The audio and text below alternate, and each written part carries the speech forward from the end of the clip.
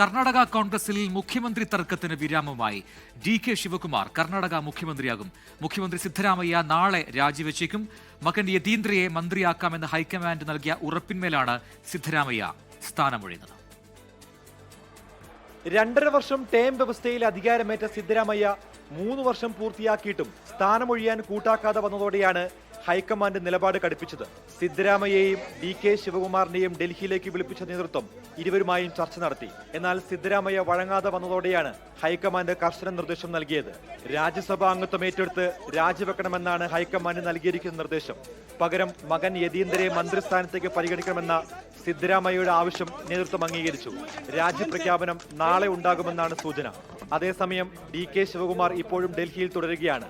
നാളെ ഹൈക്കമാൻഡ് പ്രതിനിധികളും DK ശിവകുമാറും സംസ്ഥാനത്തേക്ക് എത്തിയതിനു ശേഷമായിരിക്കും സത്യപ്രതിജ്ഞ നടപടികൾ അടക്കമുള്ളവയിൽ തീരുമാനമുണ്ടാവുക.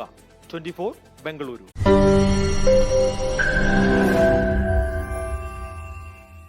ലോകത്തെവിടെയായാലും ഏത് സമയത്തും 24 വാർത്തകളും ഓഗ്മെന്റഡ് റിയാലിറ്റി പാക്കേജുകളും എക്സ്പ്ലെയിനറുകളും വിശദമായി കാണാൻ ഞങ്ങളുടെ യൂട്യൂബ് ചാനൽ നിങ്ങൾക്ക് സബ്സ്ക്രൈബ് ചെയ്യാം.